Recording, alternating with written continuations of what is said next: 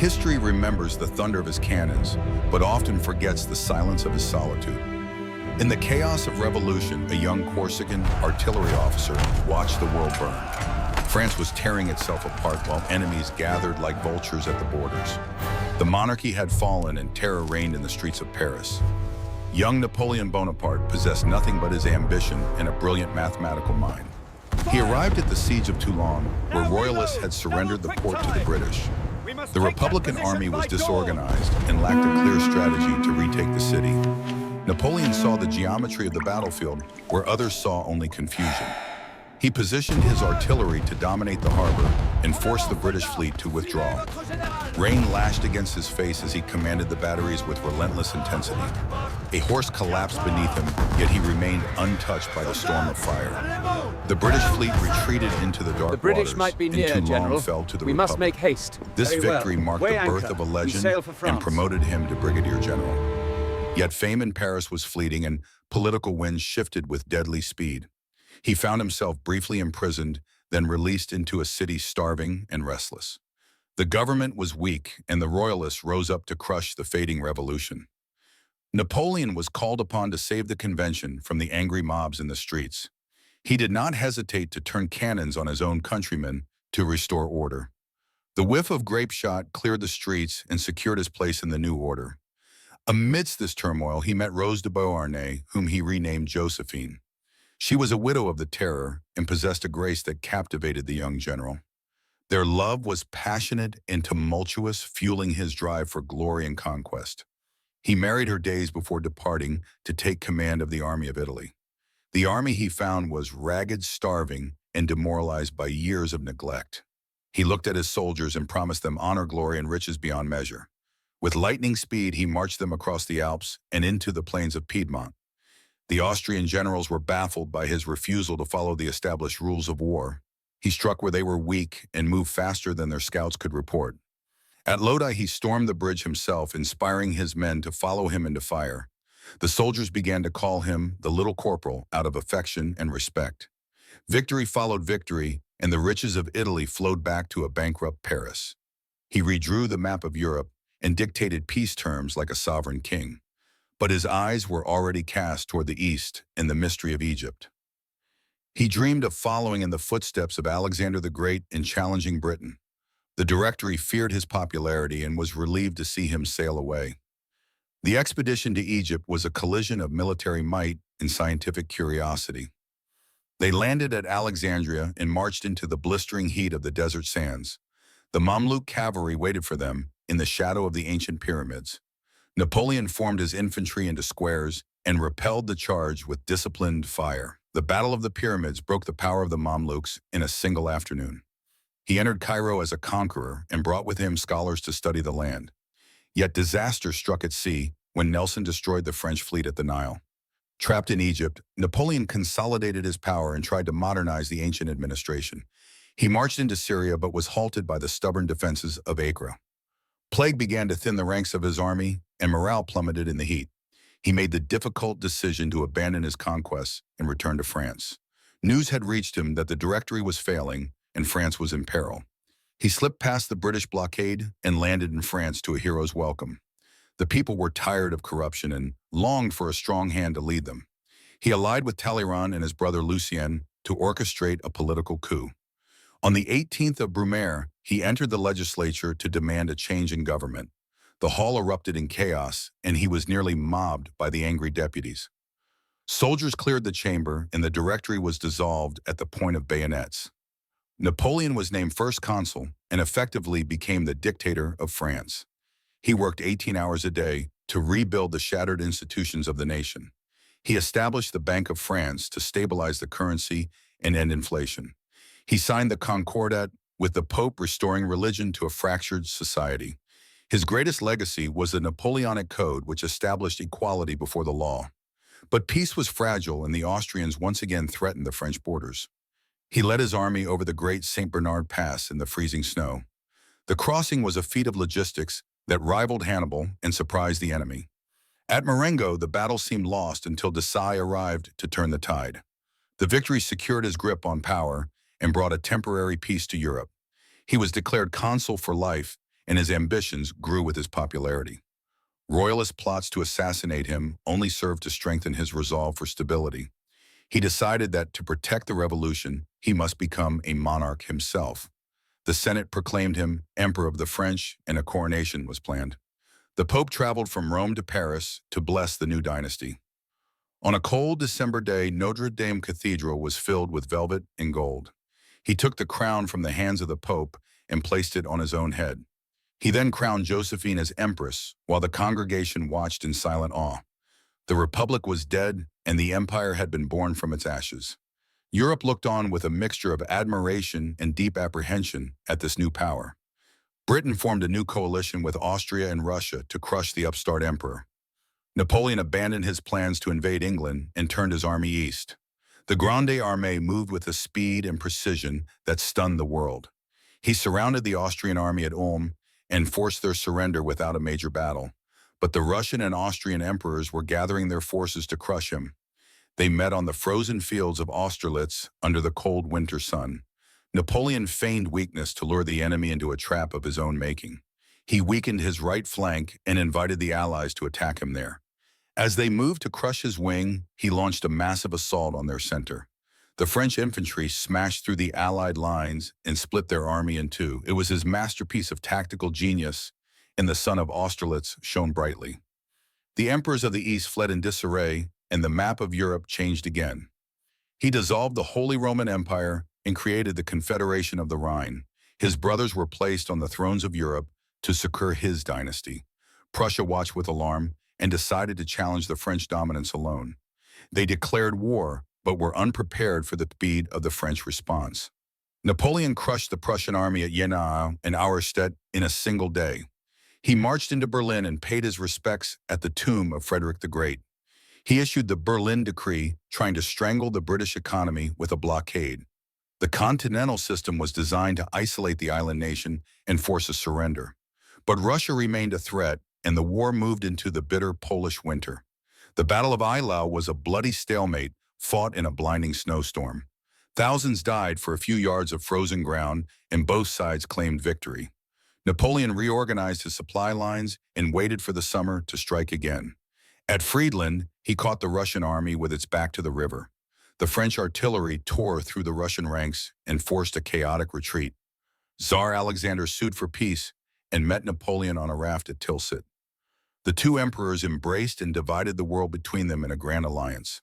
Napoleon was now at the zenith of his power and the master of the continent, but the blockade against Britain was leaking through the ports of Portugal and Spain. He made the fatal decision to send troops across the Pyrenees to enforce his will.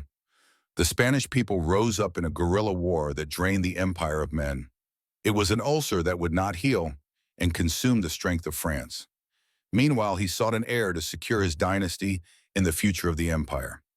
Josephine could not provide him with a son, and his heart grew heavy.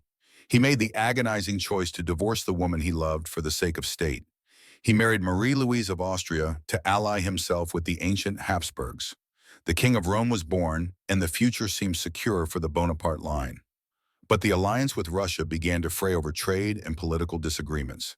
Alexander refused to enforce the blockade and opened his ports to British goods. Napoleon felt betrayed and began to gather the largest army the world had ever seen. Soldiers from every corner of the empire marched toward the Niemen River. The Grande Armée crossed into Russia with high hopes and colorful banners flying. The Russians refused to give battle and retreated deep into their vast territory. They burned the crops and villages, leaving nothing for the invaders to eat. The summer heat was oppressive, and disease began to kill thousands of horses. Napoleon sought a decisive battle to end the war quickly, but it eluded him. He pushed on to Smolensk and found a burning city abandoned by the enemy. His generals advised him to stop and winter in the safety of Poland. But the lure of Moscow was too strong, and he ordered the march to continue. At Borodino, the Russians finally turned to fight in defense of their holy city. It was a day of slaughter where cannonballs plowed through the dense masses of men. The French won the field, but the Russian army remained intact and withdrew. Napoleon entered Moscow expecting a deputation of boyars to surrender the keys. Instead, he found a ghost city that was soon engulfed in flames. The governor had ordered the city burned to deny winter quarters to the French. Napoleon waited in the Kremlin for a peace offer that never came. The first snowflakes began to fall, and the realization of disaster set in. He ordered the retreat, but it was too late to escape the Russian winter. The temperature plunged, and the road back became a frozen trail of death. Soldiers froze in their sleep, and weapons fell from numb fingers. Cossacks harried the flanks and cut down stragglers without mercy. The crossing of the Berezina was a scene of horror and heroism. Engineers stood in freezing water to build bridges, while the armies scrambled across. Only a fraction of the Grande Armée staggered back across the Niemen River. The myth of invincibility was shattered, and Europe rose up against him. Prussia and Austria joined Russia and Britain in a final coalition. Napoleon rushed back to Paris to raise a new army from the youth of France. He displayed flashes of his old genius in the campaign of 1813. But the numbers were against him, and his enemies had learned his tactics. At Leipzig, the Battle of Nations raged for 3 days of carnage. The French were overwhelmed and forced to retreat across the Rhine. The Allies invaded France, and the marshals began to urge him to abdicate. Paris fell, and the emperor was forced to sign his abdication at Fontainebleau. He said farewell to his old guard in the courtyard and wept openly. He was exiled to the island of Elba and given a tiny kingdom to rule. But the Bourbons who returned to France were unpopular and arrogant. Napoleon watched from his island and sensed the mood of the people. He escaped Elba and landed in France with a handful of loyal soldiers. The king sent regiments to arrest him, but they defected at the sight of him. He marched to Paris, gathering strength with every step he took. The king fled, and the emperor entered the Tuileries Palace once more.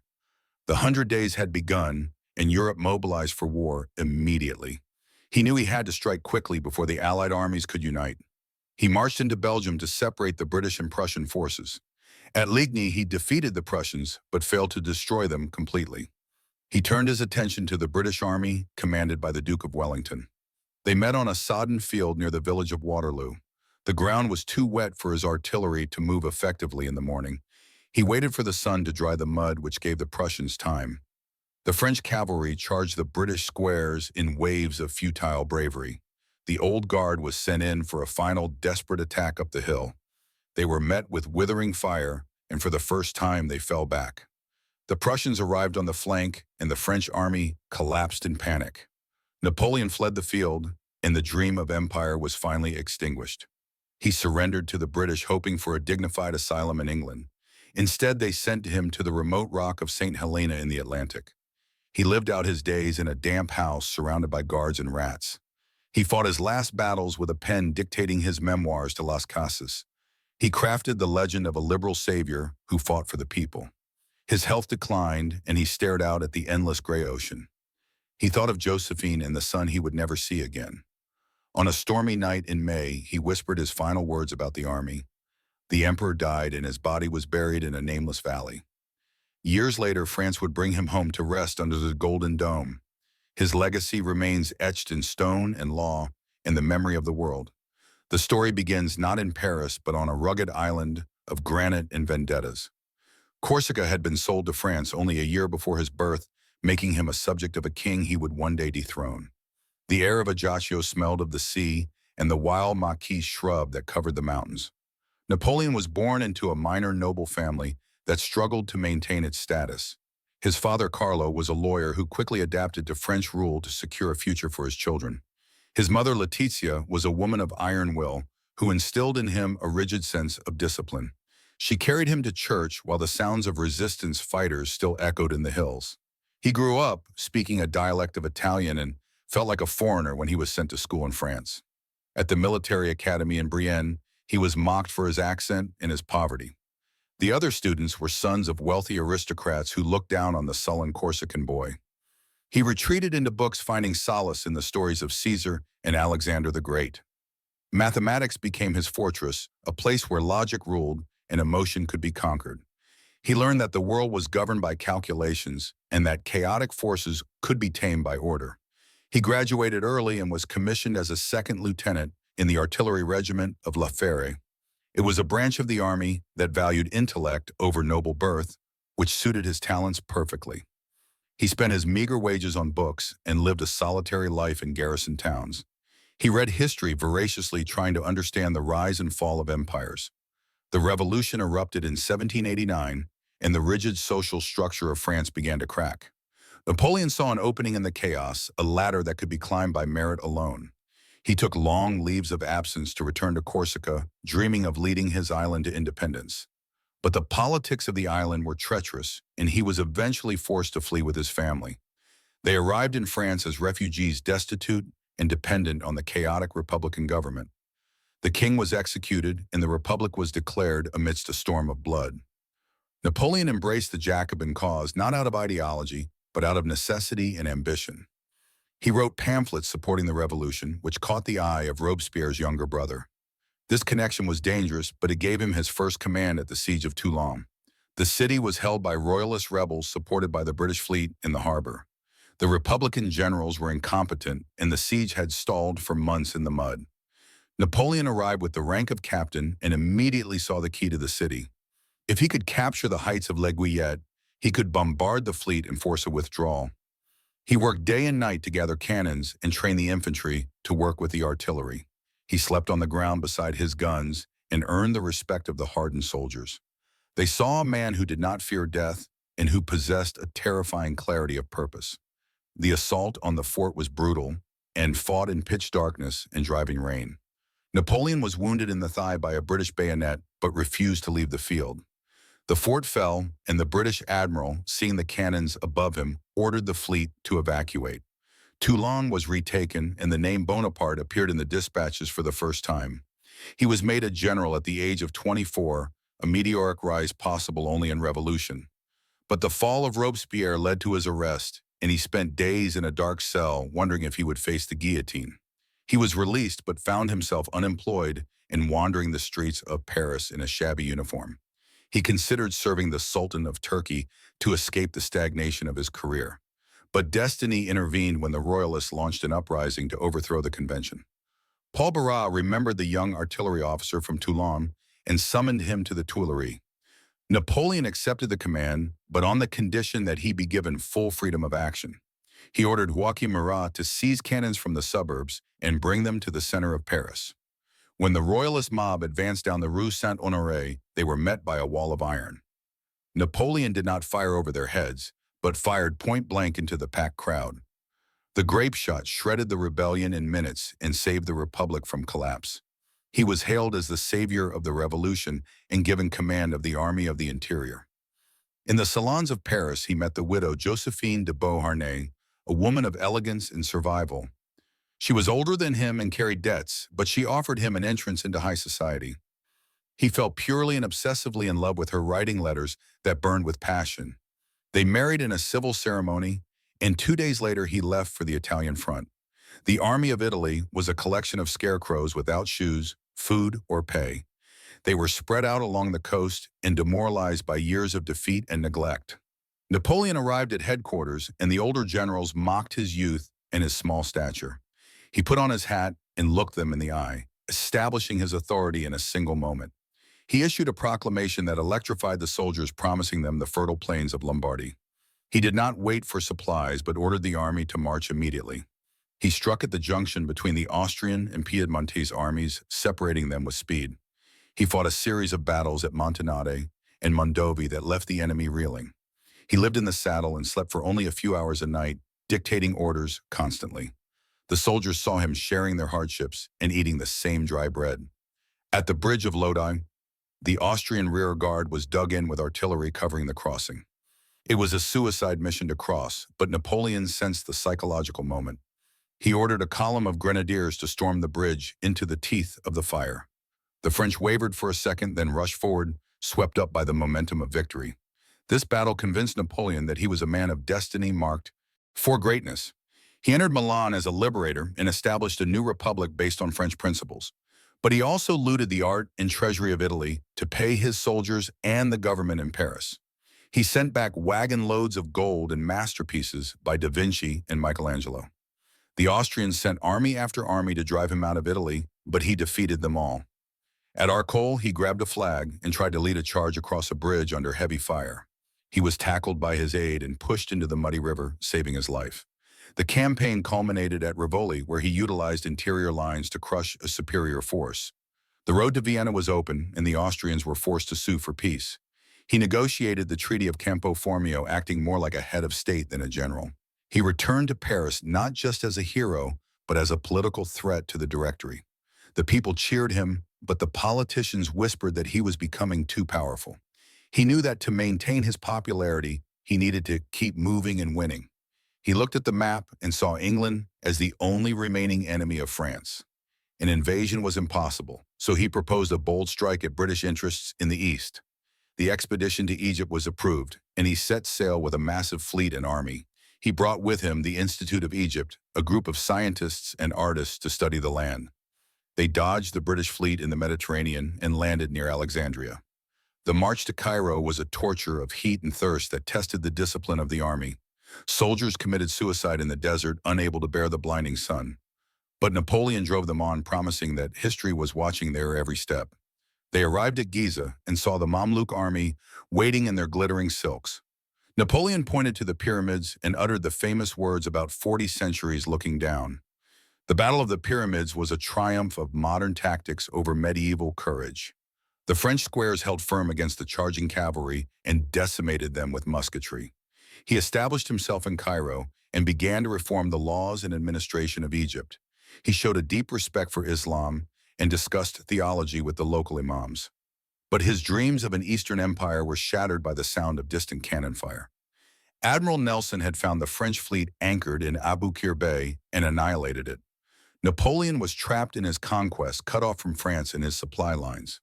He tried to maintain morale by organizing festivals and founding the Institute of Egypt, but the Ottomans declared war and sent an army through Syria to destroy him. He preempted the attack by marching north into the Holy Land. He captured Jaffa, but the siege was marred by the massacre of prisoners who could not be fed. He moved on to Acre, where the butcher Djezzar Pasha held out with British help. The siege of Acre was a failure and the first time Napoleon had been stopped. Plague broke out in the camp, and the French soldiers began to die in agony. Napoleon visited the plague hospital and touched the sores of the sick to calm their fears. It was a gesture of calculated bravery designed to stop the panic spreading in the ranks. He ordered a retreat back to Egypt, a long and sorrowful march through the burning sands. He returned to Cairo and defeated one last Turkish army on the beaches of Abu Qir. But news from Europe was grim, with France losing battles and the government in chaos. He decided to abandon his army in Egypt and return to save France and himself. He boarded a frigate in secret and slipped past the British blockade once again. His arrival in France was greeted with delirium by a population desperate for a leader. He had left a general, but he returned as the only man who could rule. The conspirators approached him to provide the sword for a coup d'etat. The 18th of Brumaire was a clumsy affair that almost ended in disaster for him. He was not a parliamentary speaker, and he stammered when he faced the hostile deputies. But his brother Lucien saved the day by rallying the troops to clear the hall. The Directory was dead, and the consulate was born with Napoleon at its head. He was 30 years old, and he held the absolute power of the state in his hands. He declared that the revolution was over and that he was its executor. He set about rebuilding France with the same energy he used to wage war. The roads were repaired, the harbors dredged, and the bandits hunted down without mercy. He created a new aristocracy based on service to the state rather than bloodline. The Legion of Honor was established to reward bravery and talent in every field, but his eyes remained fixed on the Austrians, who refused to accept French dominance. He gathered a new army in secret and prepared for a second Italian campaign. The strategic surprise was absolute when he appeared on the plains of Lombardy again. The Battle of Marengo was a near disaster that tested his nerve to the limit. He was outnumbered and outgunned, but he refused to order a retreat. The arrival of General Dessalles saved the day and secured the first consul's power. Peace was signed at Amiens, giving Europe a brief respite from a decade of war. But Napoleon knew that the rivalry with Britain could not be solved by treaties. He used the peace to consolidate his hold on the French colonies and trade. He sent an army to Haiti to suppress the slave rebellion, which ended in disaster. The failure in the Caribbean convinced him to sell the Louisiana Territory to America. He turned his focus back to Europe, where he was reshaping borders at will. The British grew alarmed at his expansion and declared war once again in 1803. Napoleon gathered the Grand Army at Boulogne and drilled them for the invasion of England. He stared across the Channel, waiting for his fleet to clear the way.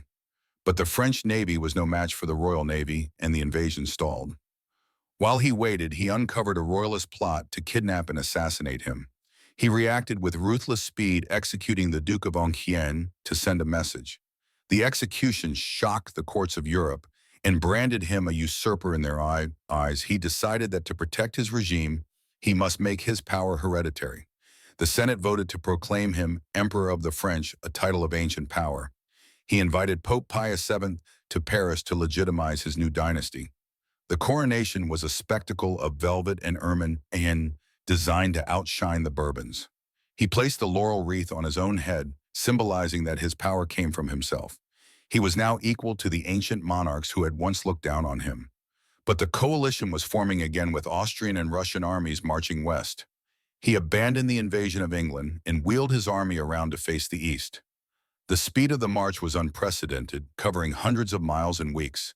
The soldiers marched on legs of iron fueled by their devotion to the emperor.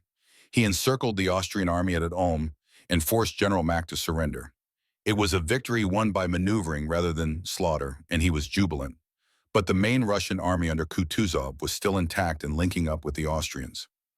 Napoleon chased them into Moravia, stretching his supply lines to the breaking point. He needed a decisive victory before the Prussian army could join the coalition against him. He selected the ground carefully near the town of Austerlitz and waited for the enemy. He slept in a straw hut on the eve of battle, confident in his plan. The sun rose on the 2nd of December, the first anniversary of his coronation. He watched from the Pratzen Heights as the Allies walked into his trap. The destruction of the Allied army was total, and the emperors of Russia and Austria fled. Austerlitz was his masterpiece, the battle that would be studied for centuries to come. The Peace of Pressburg stripped Austria of her territories and ended the Holy Roman Empire. Napoleon was now the master of Central Europe, and he began to remake it. He created the Confederation of the Rhine and named himself its protector. The Prussians, who had stayed neutral, now realized they were next on the list. The war party in Berlin sharpened their swords on the steps of the French embassy. Napoleon moved against them with a swiftness that paralyzed the Prussian high command. At Jena and Auerstedt, the Prussian army was annihilated in a single day of fighting. The pursuit was relentless, and the French cavalry captured entire fortresses without a fight. He rode into Berlin in triumph and confiscated the sword of Frederick the Great. From the Prussian capital, he issued the Berlin Decree launching economic war on Britain. The continental system forbade any trade with the British to starve them into submission. But the Russians were still in the fight, and the war moved to Poland. The Polish people greeted him as a savior, hoping he would restore their nation. He met Marie Walewska, a Polish countess who became his mistress and bore him a son. The winter campaign was brutal, with soldiers freezing to death in the mud. The Battle of Eylau was a carnage in the snow with no clear winner. Napoleon was shaken by the slaughter and the stubbornness of the Russian soldier. He rebuilt his army in the spring and sought to end the war decisively. At Friedland, he caught the Russians with their backs to the Alle River. The victory was absolute, and Tsar Alexander requested an armistice to save his army. The two emperors met on a raft in the middle of the Niemen River. They charmed each other and divided the map of Europe between their two empires. Napoleon returned to Paris at the height of his glory and power. But the continental system was a double-edged sword that hurt the French economy too. Smuggling was rampant, and he was forced to annex more territory to enforce the blockade. Portugal refused to close his ports to British ships, so he sent an army. The French troops marched